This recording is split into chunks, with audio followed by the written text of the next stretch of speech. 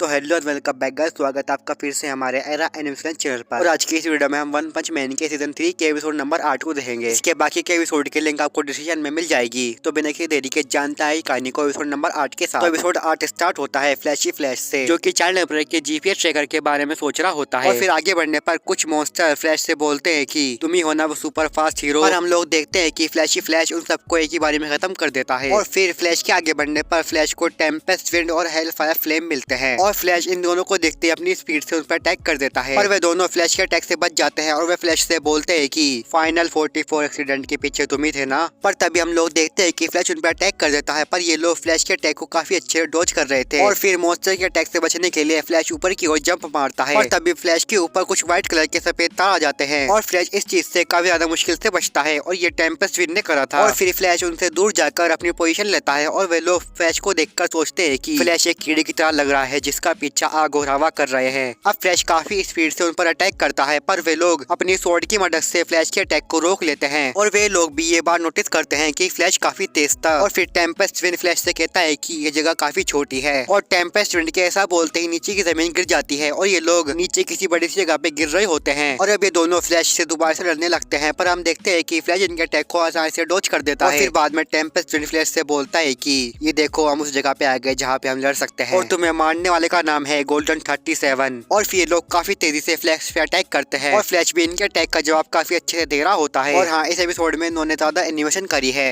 तो अब ये लोग काफी स्पीड से और काफी फास्ट तरीके से फाइट कर रहे थे। ये लोग इतने फास्ट थे कि ये लोग पानी में भी चल पा रहे थे। और फिर फ्लैश उनसे कहता है कि मैं तुम लोगों को मारने के बाद मॉन्स्टर एसोसिएशन के बॉस को ही मार दूंगा। और फ्लैश की ये बात सुनकर टेम्पेस्ट विंड उससे बोलता है कि अगर मैं तुमसे बताऊं तो वो ह्यूमन ट्रैफिकिंग का किंग स्किलफिश है, तो क्या करोगे? और ये बात सुनकर फ्लैश उनसे बोलता है कि नहीं, क्योंकि मैंने उसे मार दिया है, क्योंकि वह लगातार मेरे पीछे असासिन भेज रहा था। और फ्लैश की ये बात सुनकर टेम्पेस्ट विंड उससे कई सारे लोगों के नाम पूछता है, जिससे फ्लैश उससे बताता है कि मेरे पीछे आने वाले को हर किसी को मैंने मार डाला है। और तुम्हें इस बारे में इसलिए नहीं पता क्योंकि मैं मारने के बाद पूरी दुनिया को बताता नहीं फिरता। जिस पर टेम्पेस्ट विंड उससे बोलता है कि तुम्हें मारने के बाद हम उन लोगों को मारने वाले थे, तो तुम्हारा शुक्रिया। और ऐसा बोलकर वे दोनों फ्लैश पे अटैक कर देते हैं। उन लोगों को लगता है कि उन लोगों ने फ्लैश को पीछे धकेल दिया है, पर तभी हम फ्लैश को देखते हैं जो कि पलट झपकने की स्पीड से उन दोनों के बीच में से निकल के अपनी पोजीशन लेता है। और फ्लैश आगे उनसे बोलता है कि अपनी मॉन्स्टर पावर का यूज करो, तुम्हारी पूरी स्पीड का। और तभी फ्लैश की ये बात सुनकर ये दोनों ट्रांसफॉर्म होने लगते हैं। और अब मॉन्स्टर बनने के बाद ये दोनों ड्रैगन लेवल 3 बन जाते हैं। और फिर ये दोनों फ्लैश को काफी अच्छी टक्कर देने लगते हैं। और फिर हम लोग हेलफायर को देखते हैं जो कि फ्लैश पर अपना फायर ब्रस्ट फ्लैश स्लैश को यूज करता है। और हम लोग देखते हैं कि फ्लैश उसके अटैक से काफी आसानी से बच जाता है। फ्लैश को ऐसा करते देख ये लोग काफी ज्यादा हैरान होते हैं। और हेल फ्लेम का ये अटैक काफी ज्यादा पावरफुल था, जिस वजह से फ्लैश की पीछे की जमीन सारी टूट जाती है। और तभी हम लोग फ्लैश को देखते हैं जो कि अपना हैवी फ्लैश स्लैश यूज करता है और इससे वह हेल फायर की स्वॉर्ड को तोड़ देता है। अब वे दोनों फ्लैश से बोलते हैं कि फ्लैश को टेक्निकल स्किल में बड़ा हाथ मिली है, वह काफी ज्यादा पावरफुल है, हम लोगों के अलावा उसका सामना और कोई नहीं कर सकता। जिस पर फ्लैश उससे बोलता है कि तुम लोगों को अब भी लगता है तुम मुझे हरा सकते हो, मैं तुम्हारे सारे मूव्स जानता हूँ क्योंकि मैंने तुमसे ज्यादा ट्रेनिंग करी है। और एक फाइटर जितना पावरफुल होता है वे अपनी बुनियाद को भूलता जाता है। फ्लैश की ये बात सुनकर वे लोग उससे बोलते हैं कि बातें बहुत हो गई, चलो अब इसे खत्म करते हैं। और फ्लैश उनके अटैक से बचने के लिए उनसे दूर चला जाता है, पर तभी हम लोग देखते हैं कि वे लोग काफी स्पीड से फ्लैश पर अटैक करते हैं। और ये अटैक इतना तेज था कि वहाँ का ब्रिज भी टूट जाता है। और फिर ये दोनों फ्लैश को पीछे ढकेलने लगते हैं। और फ्लैश उनके साथ कीप अप करने की कोशिश करता है। अब फ्लैश उनके अटैक को डॉज करने के लिए ऊपर की ओर जाता है, पर हम लोग देखते हैं कि टेम्पेस्ट विंड उससे पहले वहाँ पर पहुंच जाता है। और तभी टेम्पेस्ट विंड फ्लैश की स्वॉर्ड को काफी दूर फेंक देता है। अब फ्लैश उन दोनों से बिना स्वॉर्ड के लड़ रहा था। और ये लोग काफी तेजी से और फास्ट तरीके से मूव कर रहे थे। और हम लोग काफी अच्छे एनिमेशन को देखते हैं। और अब इन दोनों का बाउंड फ्लैश को पीछे धकेल रहा था। और फ्लैश बस इन दोनों के अटैक को डॉज कर रहा था। और तभी हम लोग देखते हैं कि फ्लैश काफी ज्यादा इंजर्ड हो चुका था। और तभी फ्लैश अपनी स्वॉर्ड की ओर बढ़ता है। और फिर फ्लैश अपनी स्वॉर्ड को पकड़ के उन दोनों की ओर बढ़ता है। अब फ्लैश उन दोनों पर अपनी फ्लैशी किक का यूज करता है। और तभी फ्लैश उन दोनों को अपने फ्लैशी स्लैश से काट डालता है। और आगे हम लोग देखते हैं कि फ्लैश के अटैक से ही सारी चट्टानें गिरने लगती हैं। टेम्पेस्ट विंड फ्लैश से बोलता है कि तुम्हारे पास सीक्रेट टेक्निक थी, तुमने उसे छुपा के रखा। जिस पर फ्लैश उससे बताता है कि मैं बस सही समय का इंतजार कर रहा था। और आगे फ्लैश उससे बोलता है कि अगर मेरे अलावा कोई और एस रैंक का हीरो तुमसे लड़ता तो तुम उसके लिए काफी बड़ी मुश्किल बनते। जिस पर हेल फायर उससे पूछता है कि तुम मुझे गुस्सा दिला रहे हो, हम लोग बस एक बार राज करना चाहते थे, ताकत पाने के लिए हमारे मन में जो आया हमने वो चीज करी। तो मुझे एक बात बताओ, हम लोग कैसे पावरफुल बन सकते थे? और अब जगह टूटने की वजह से इन लोगों की बॉडीज नीचे गिरने लगती है। फ्लैश उन दोनों से बोलता है कि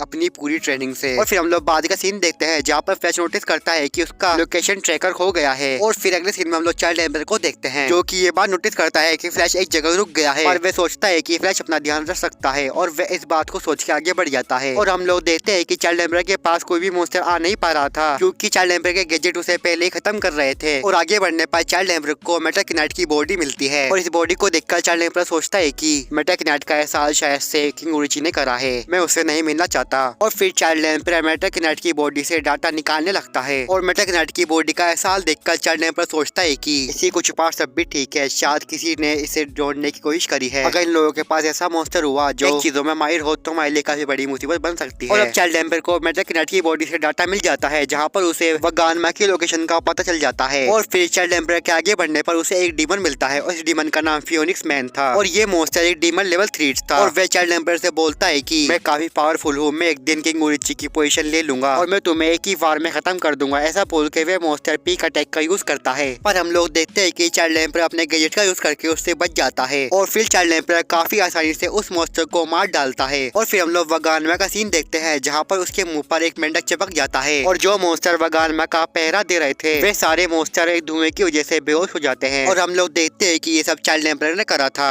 और चाइल्ड एम्पर वगानमा से बात करता है कि तभी उसके ऊपर एक बड़ा सा मॉन्स्टर गिर जाता है पर हम लोग देखते हैं कि चाइल्ड एम्पर उसके अटैक से बच जाता है और फिर चाइल्ड एम्पर उस मॉन्स्टर पर अटैक कर देता है। पर हम लोग देखते हैं कि इस मॉन्स्टर को फिजिकल अटैक से कुछ नहीं हो रहा था तो चाइल्ड एम्पर उस मॉन्स्टर में आग लगा देता है। और फिर आगे बढ़ने पर चाइल्ड एम्पर को किसी मॉन्स्टर की प्रेजेंस महसूस होती है तो चाइल्ड एम्पर उस मॉन्स्टर को खत्म करने के लिए अपने एक गैजेट को बेचता है। पर हम लोग देखते हैं कि वे मॉन्स्टर एक ही अटैक में उस गैजेट को खत्म कर देता है। फिर हम लोग देखते हैं कि ये मॉन्स्टर G5 होता है और अब G5 को देखते हैं चाइल्ड एम्पर उस पर काफी जोरदार अटैक करता है पर हम लोग देखते हैं कि इस अटैक से G5 पर कोई भी असर नहीं होता और अब G5 उन दोनों की ओर बढ़ने लगता है। अब चाइल्ड एम्पर उस पर दूसरे अटैक का यूज करता है जहाँ पर वे उस पर 3 रोबोट डॉग्स को फेंकता है और फिर हम लोग देखते हैं कि ये तीनों रोबोट डॉग जुड़कर एक बड़ा रोबोट डॉग बन जाते हैं। और फिर चाइल्ड एम्पर अपने अटैक का यूज करके G5 को एक जगह रोक लेता है और तभी वे रोबोट डॉग G5 पर हमला कर देता है और चाइल्ड एम्पर ये सब देखकर वगानमा को वहाँ से लेके भाग जाता है और ये एपिसोड यहीं पर खत्म हो जाता है। तो दोस्तों आपको ये एपिसोड कैसा लगा हमें कमेंट में जरूर बताना। मैं मिलता हूँ नेक्स्ट वीडियो में, तब तक के लिए बाय एंड टेक केयर।